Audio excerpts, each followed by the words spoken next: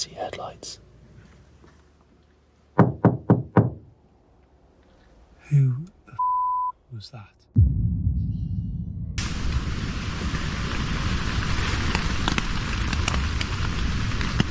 What the fuck?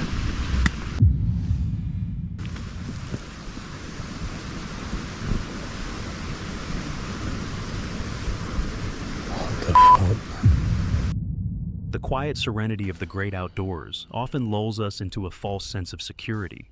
What should be a peaceful retreat beneath the stars can quickly transform into something far more unnerving. Is it just the wind, or is there something watching from the shadows? The isolation of the wilderness can be deceptive, and when something goes wrong, there's nowhere to run. Tonight, we'll be covering 3 of the most disturbing encounters caught deep in the woods, all captured by real people on real cameras. First comes from British camper Mike on the YouTube channel Novice Wild Camper, a page usually dedicated to quiet solo overnights, gear tests, and the small, practical decisions that keep a night outdoors comfortable. The tone is normally calm and methodical, setting up, cooking, reviewing kit, so when Mike's voice starts tightening with real uncertainty, it stands out fast. In October 2023, he drives to a patch of open-access woodland not far from home, a place he admits he's never camped before, with a few backup spots in mind if it feels wrong. He picks an open space, notes there are houses a few hundred yards away, and tries to treat it like any other stealth hammock night. Normal setup, normal sounds, normal fading light. But even in the early minutes, there's a hesitation that keeps interrupting the routine. "I don't like it," he says under his breath as he starts packing and repositioning gear.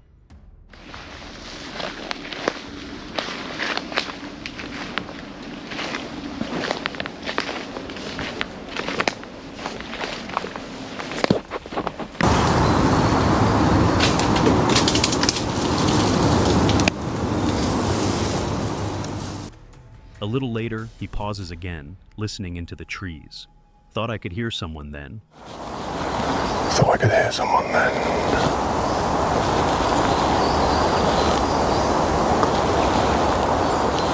Looks as good a spot as any. It's not a scare yet. It's the first hairline crack in the assumption that he's alone.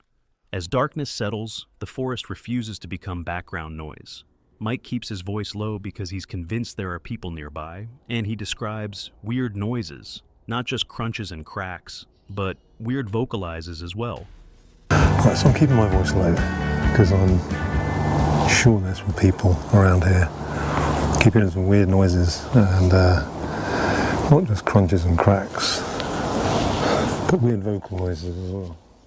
He tries to rationalize it: wildlife, chestnuts dropping, the usual woodland misdirection, and for a while he manages to lie back and let exhaustion take over. But the night doesn't stay in that familiar rhythm. Something begins moving close enough that it feels deliberate, stopping whenever he reacts, not fleeing the way a startled animal should. Then, as the rain tapers off, the pattern shifts from presence to impact. A heavy object hits the ground beside the hammock, hard enough that he jolts upright, and when his torch snaps on, he sees a rock where there wasn't one before. And suddenly by my hammock, a massive, massive thud hits the ground and bounces. And I jumped up, unzipped it, put my torch on, and there's a rock on the floor that wasn't there when I went to bed. He lies back down, listening, trying to measure the silence. Another thud, then another, 3 or 4 times, each one arriving without warning, without the sound of approach. Worse comes without the slow build. A large branch drops onto his tarp, not with the long crack and fall you'd expect, but like it's been placed into motion all at once, slapping the fabric down onto the hammock before bouncing away. 3 or 4 times at least. And then a large branch, there was no crack. There wasn't like a crack and then a crash. Just a large branch hit my tarp. It bounced the tarp down onto the hammock and then bounced off the tent. Each time he scrambles out with his headlamp, the woods give him nothing. No retreating footsteps, no scurrying animal, no movement to chase with light.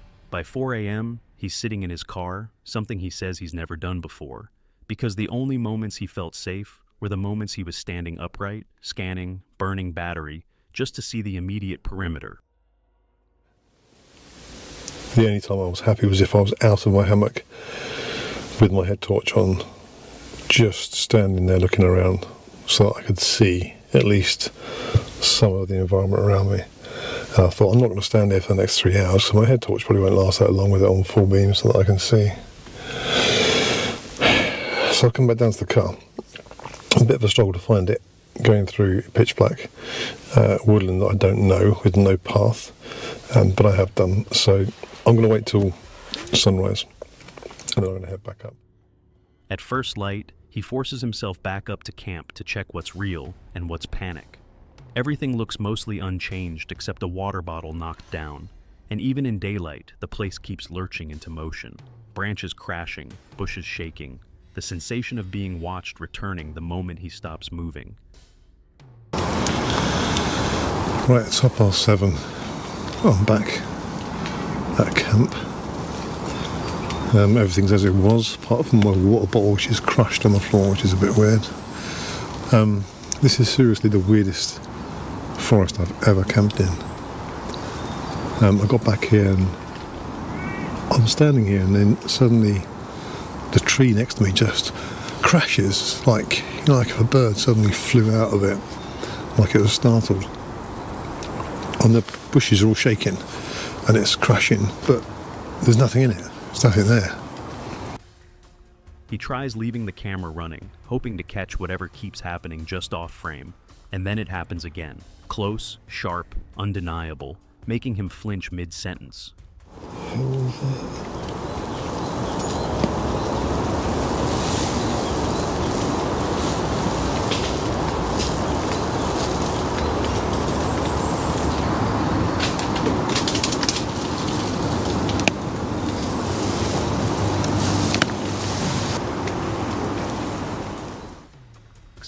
He starts packing in a rush, and as he's crouched under the tarp, another heavy crash lands behind him, bounces, and rolls toward his feet like it has momentum and intent. Well, I'm getting packed up and getting out of this as quick as I can. Literally, while I'm standing here now, it is daylight, okay? So I can see everything. I'm under my tarp, packing up my quilt, and there's this crash behind me, and literally, this doesn't land coming down, it bounces towards me. It hit the floor and was still rolling towards me. This place is freaked out. He doesn't finish breakfast. He doesn't linger. He abandons the spot for good. Down at the dead-end road, with the woods behind him and the car finally in sight, a lone man appears walking past the entrance, as if he's been there all along. The stranger looks at Mike and asks casually if he's been camping in the woods. When Mike says yes, the man replies, "You're brave," and when pressed, only laughs. People have done it before, no one's lasted, you know what I mean, before walking off without explaining.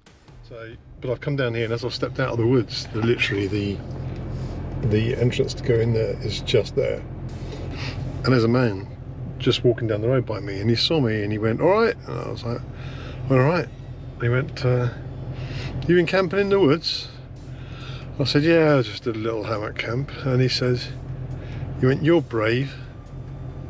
I says, "Why is that?" And he went, "People have done it before, no one's lasted." I said, "What do you mean?" And he just laughed and he went, "You know what I mean." I walked off. And I'm like, yeah, this is just doubled my thoughts of never coming back to this place again. Mike refuses to name the location, but the final detail hangs heavier than the rocks did. If it wasn't the weather, and it wasn't wildlife, what exactly keeps that woodland empty? Now, from the YouTube channel Grizzly, another unsettling woodland camping trip unfolds. Known for exploring familiar forests and testing camping setups in quiet, remote locations, the channel usually documents routine nights outdoors. But this video quickly moves away from routine and into something far more disturbing once darkness sets in. In the fall of 2021, Grizzly arrives at a woodland area he has camped in many times before, expecting a straightforward overnight stay. The early moments feel ordinary, setting up shelter, preparing food, and settling in as daylight fades. But subtle unease begins creeping in as unfamiliar sounds echo through the trees. Birds scatter suddenly, twigs snap too close to camp. Something feels off, even before the sun fully disappears. Good state of it. Fucking burnt mattresses and that.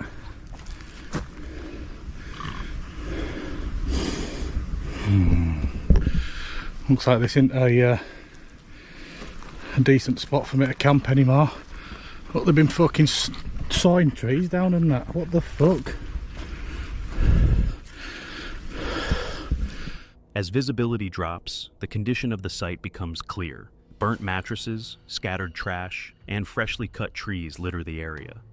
This isn't how it was left, and the damage immediately changes the mood. As rain moves in, frustration builds. The damaged surroundings make setting up camp harder than expected, and the weather only amplifies the tension. Set tent up, but the tent I forgot. Ben from Daily Outdoors, real good lad, he sent me the mesh inner for the tent for the Taji 2. So I took the 4-season inner out and then put the just threw the mesh inner inside the bag. So then when I've started setting it up and realised I can't set it up properly until I've got the inner inside. But then the rain came when I were halfway through setting up the tent. Still, Grizzly presses on, trying to salvage the night. But once the forest settles into darkness, the atmosphere shifts again. Movement is heard just beyond the edge of the light. At first, it's easy to dismiss wind, rain, wildlife, but the sounds don't fade. They creep closer. Then comes a noise that doesn't fit at all. A low, pig-like sound carries through the trees. Back warm. So that's one tip for you. I've got another tip later on what I can show you to do with fire. You know that flex tail gear, tiny pump. You can use that to blow air into your fire. If it's dying, that is. There are no wild pigs in this area. The sound returns, louder, closer. Branches crack nearby. Footsteps shuffle around the hammock, stopping whenever he reacts. Light above the tree canopy. What time is it? Oh, it's 20 to 11 now. Time flies, doesn't it, when you're having a shit time? Yeah, everything's just thrown me off today. Maybe it's the universe telling me that I shouldn't be camping today for some reason. Anyway, if this is the first video that you've seen of me, they're not all like this. I don't just always moan all the way through the video. I do some half decent videos anyway, so you should check them out. Oh, come on, don't stick. Each time he checks, there's nothing there. No retreat, no explanation. He sets the camera down, hoping to capture something. Anything that might explain what's happening. The wind surges through the canopy, blurring the audio, but the sense of proximity never leaves. The question lingers in the silence. Is it just the wind, or is something using it as cover? By morning, the forest goes quiet. The rain stops. Daylight reveals a campsite that looks mostly intact, but closer inspection tells a different story. Some of his gear shows signs of disturbance, with items appearing chewed or moved during the night. Thanks, Ben, for giving me this inner. So if you've not subscribed to his channel yet, go over there and have a look. I'll put a link in description for you to go have a look at his channel. He actually interviewed me, so if you want to see an interview with me, then I'll link that below as well. But there are no tracks, no clear source, just evidence that something was there, watching, moving, close. Oh. Well, everything looks untouched.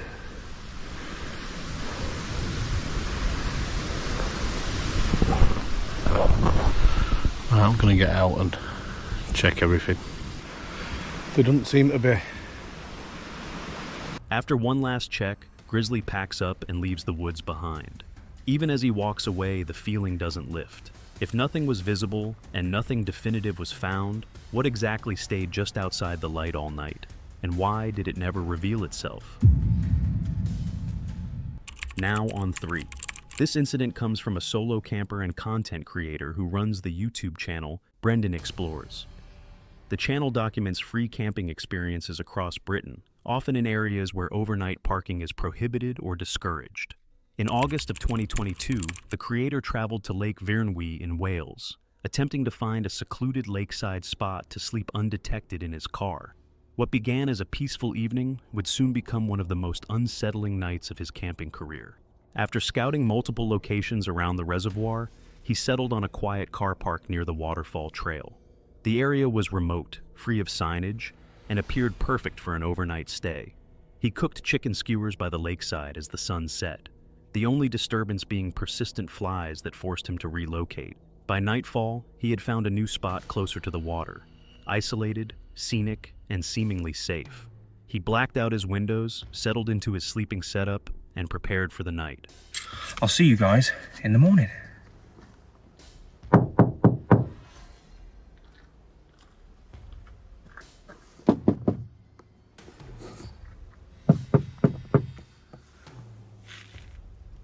Just after 3 a.m., everything changed. Headlights flooded the interior of the car, cutting through the darkness. I can see headlights. Someone was outside. The vehicle that had approached didn't call out or announce itself. Instead, there were 2 deliberate knocks on the glass, followed by the beam of a flashlight sweeping across the windows. Who the was that? They just drove off. Didn't shout anything. Didn't ask if anyone's in here. Gave a couple knocks, shone the light in, and drove off. Then, without a word, the vehicle drove off. He remained frozen inside, heart racing, unsure whether to stay or flee. The encounter lasted only moments, but the terror lingered. Shit.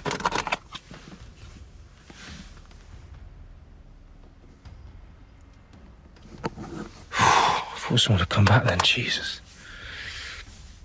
What do I do? What do I do?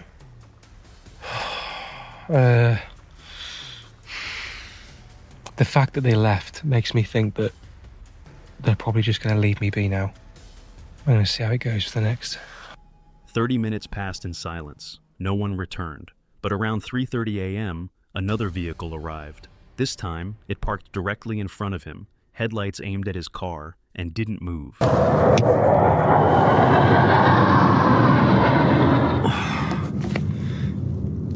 Well, that's one hell of a wake-up I've ever had one. Jeez. Anyway, about the rest of my evening. It was probably about 3:30. A van pulled up, lights turned on directly at the car. No one got out. Probably for about 15 minutes, the car was just sat there with the lights shining on the car. I decided not to move because I'd already bed down for the night. It was gone, well, by the time they'd left, it had nearly 4 o'clock in the morning. It wasn't going to be long before the daylight hit. For 15 minutes, the van sat there, engine running, lights on, watching. No one got out. No one spoke. He stayed still, barely breathing, hoping they would assume the car was empty. Eventually, near 4 a.m., the van pulled away. He didn't sleep. By dawn, he left the area quickly, shaken and exhausted. He never found out who knocked on his window that night, or why the second vehicle waited in silence, watching him in the dark. Was it security, locals, or someone else entirely? And if they knew he was inside, what were they waiting for? As the fire fades and the night grows colder, it's easy to forget that the forest doesn't always keep its secrets. Sometimes, what's lurking in the shadows isn't a creature, but something far more unsettling. If you found yourself questioning what could be hiding just out of sight, make sure you're subscribed, because some stories never truly end. The woods are always waiting, and they might not be as empty as they seem,